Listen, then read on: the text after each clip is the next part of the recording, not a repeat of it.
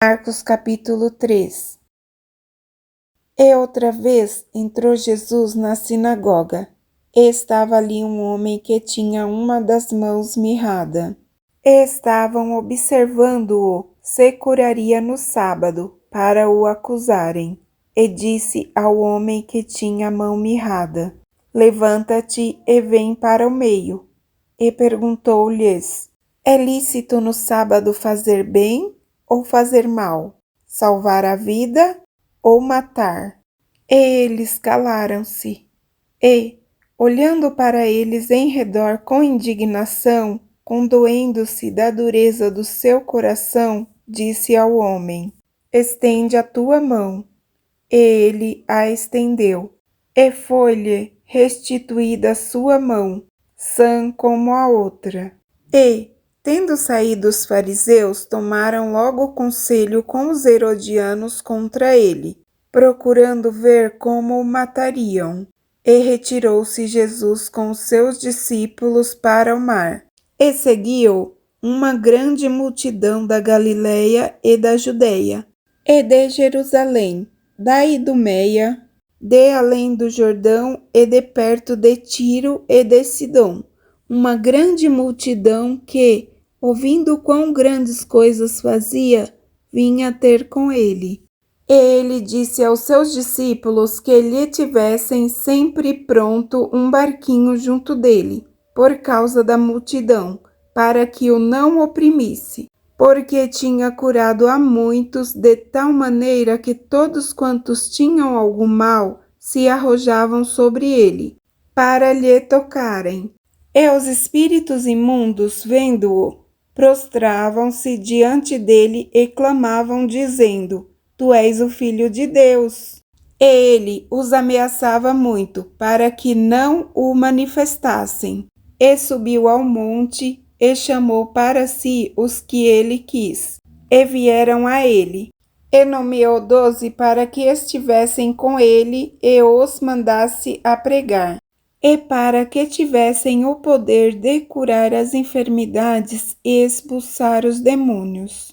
A Simão, a quem pôs o nome de Pedro, e a Tiago, filho de Zebedeu, a João, irmão de Tiago, aos quais pôs o nome de Boanerges, que significa filhos do trovão, e a André, Filipe, Bartolomeu, Mateus, Tomé e Tiago, filho de Alfeu, a Tadeu e a Simão o Zelote, e a Judas Iscariotes, o que o entregou. E foram para uma casa, e afluiu outra vez a multidão, de tal maneira que nem sequer podiam comer pão. E, quando os seus ouviram isto, saíram para o prender, porque diziam: Está fora de si. E os escribas que tinham descido de Jerusalém diziam: Tem Belzebu, e pelo príncipe dos demônios expulsa os demônios. E chamando-os a si, disse-lhes por parábolas: Como pode Satanás expulsar Satanás? Se um reino se dividir contra si mesmo, tal reino não pode subsistir. Se uma casa se dividir contra si mesma, tal casa não pode subsistir.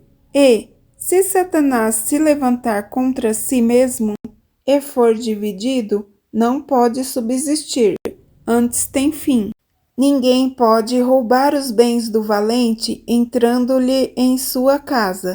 Se primeiro não amarrar o valente, então roubará a sua casa. Na verdade vos digo que todos os pecados serão perdoados aos filhos dos homens, e toda a sorte de blasfêmias com que blasfemarem. Qualquer, porém, que blasfemar contra o Espírito Santo, nunca obterá perdão, mas será réu de eterno juízo, porque diziam: tem espírito imundo. Chegaram, então, seus irmãos e sua mãe, e, estando fora, mandaram-no chamar. E a multidão estava sentada ao redor dele e disseram-lhe: Eis que tua mãe e teus irmãos te procuram, e estão lá fora. Ele lhes respondeu, dizendo: quem é minha mãe e meus irmãos? E, olhando em redor para os que estavam assentados junto dele, disse: Eis aqui minha mãe e meus irmãos. Porquanto qualquer que fizer a vontade de Deus, esse é meu irmão, minha irmã e minha mãe.